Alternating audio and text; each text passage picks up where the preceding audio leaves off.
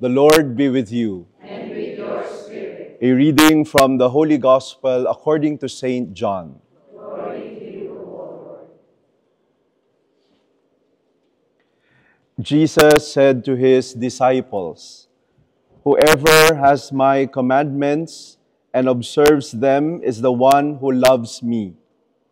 Whoever loves me will be loved by my Father, and I will love him and reveal myself to him."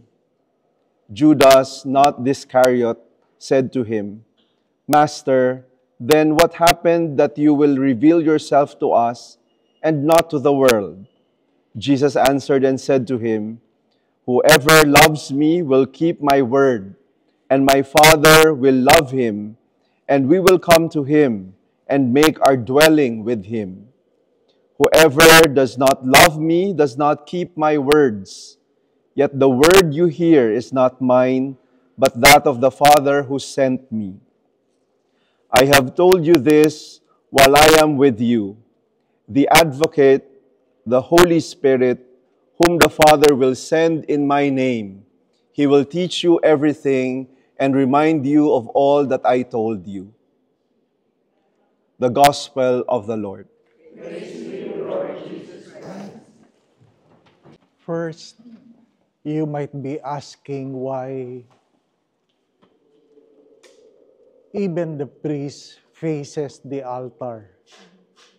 We call it ad orientem. And the simple explanation is because we don't have a stage, but an altar. We don't have a stage, but an altar. The presider is not a performer. The presider simply leads the people in worshiping God.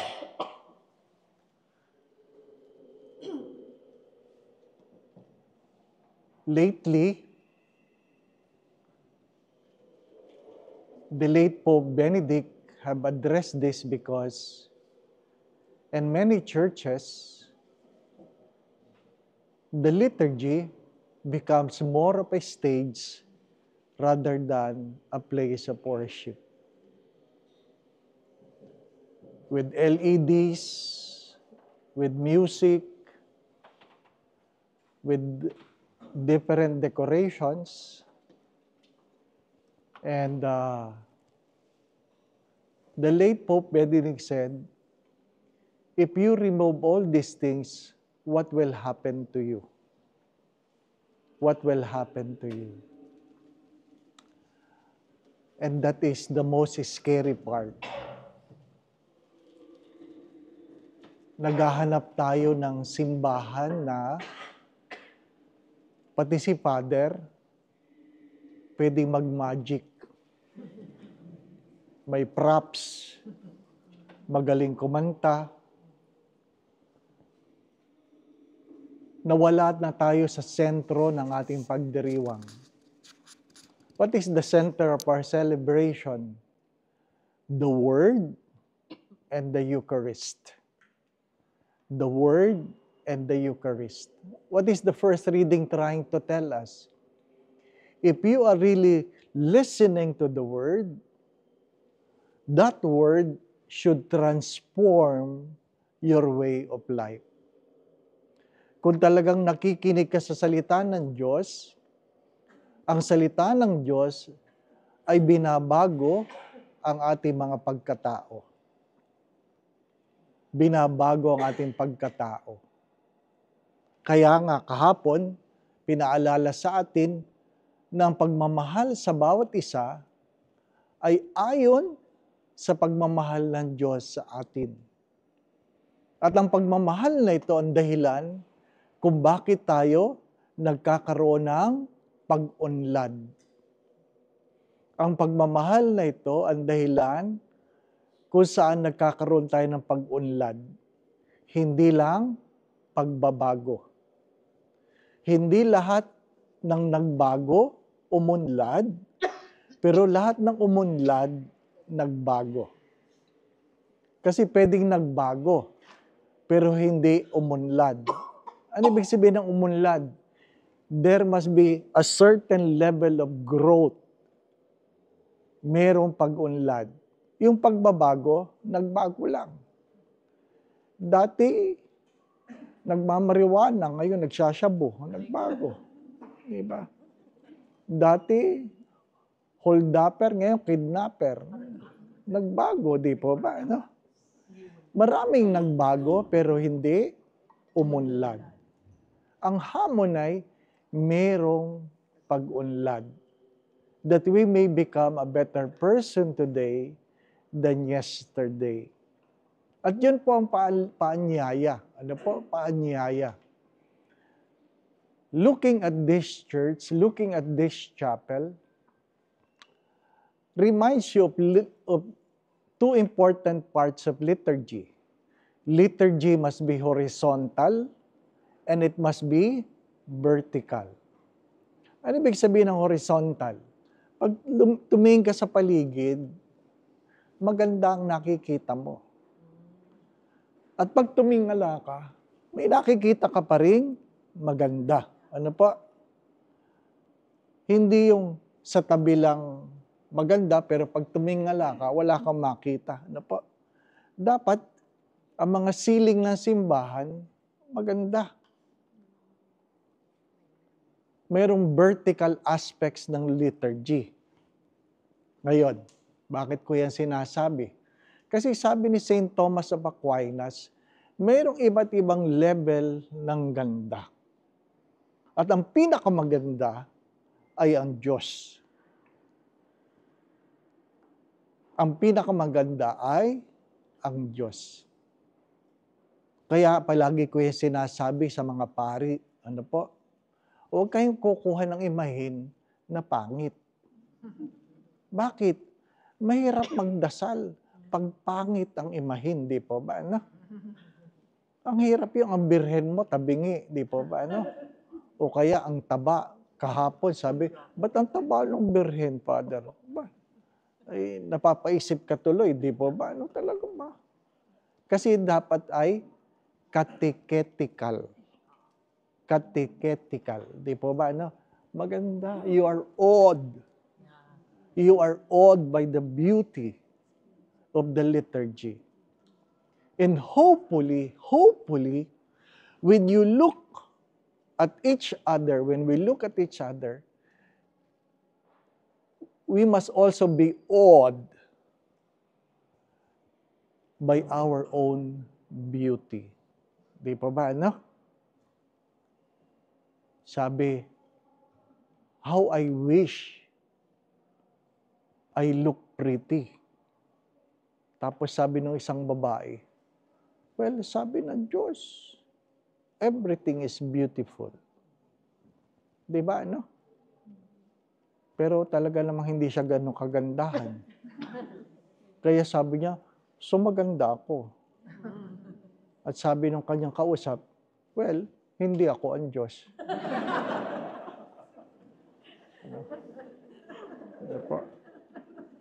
My dear friends, my dear brothers and sisters, if the basis of beauty is how we look at things, kaya yung sinasabing beauty is in the eyes of the beholder, pangpangit yun.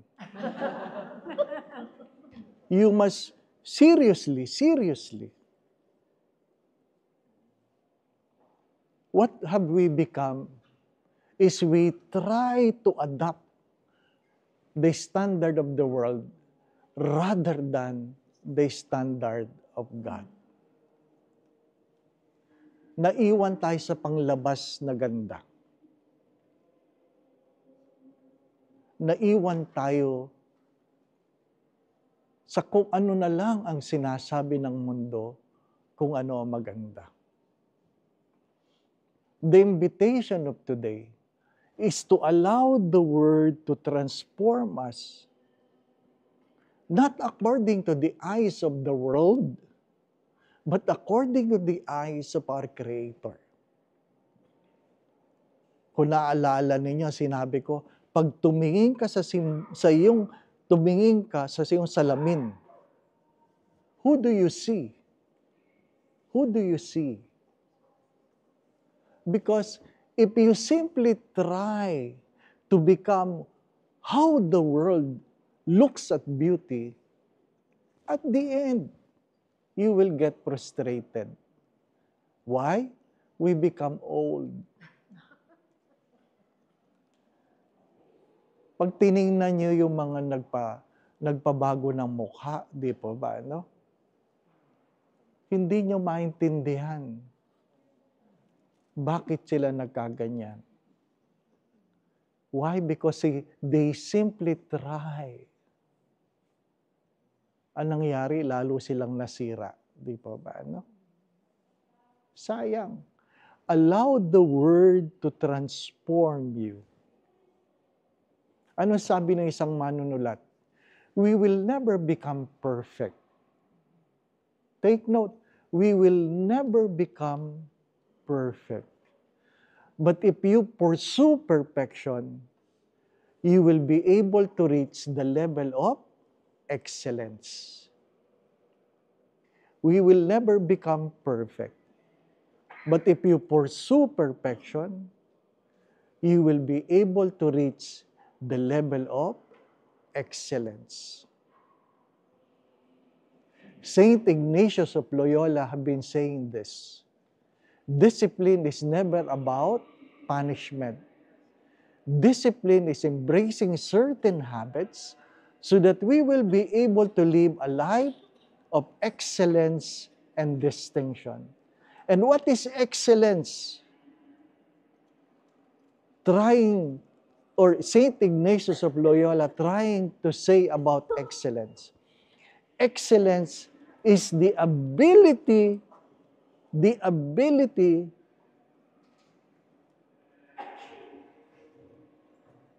to make a transformative action. The ability to make transformative action. Merong pag-unlad. Ano pa? Merong pag-unlad. Ha? You can be excellent, what? In playing the art, music, name it. But that is not the excellence that God is expecting from us. Again, liturgy should awed you because it reminds us of the beauty of God. But we ourselves must also be awed with one another, for we are the creation of God.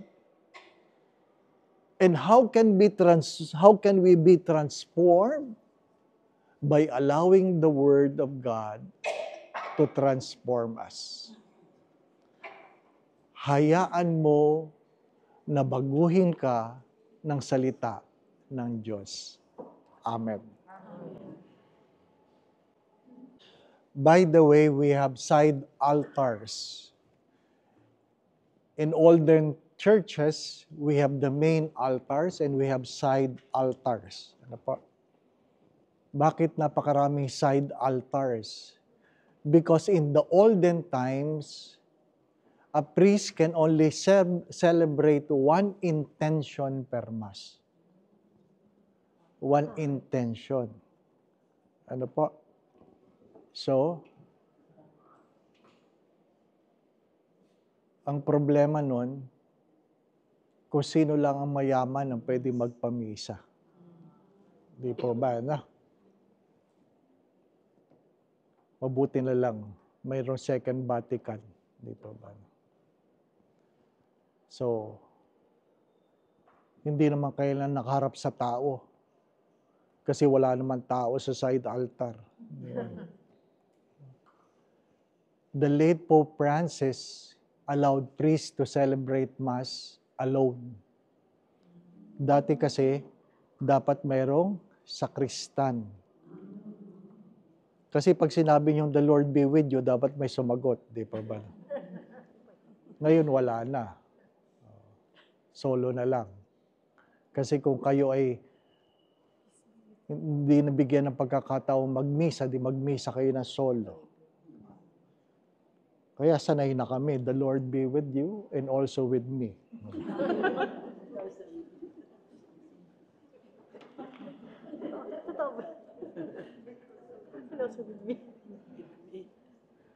Going back to what I've said, you have heard this many times, don't limit God by your own limitations. Think of your life. What you are having, God has something more beautiful for you.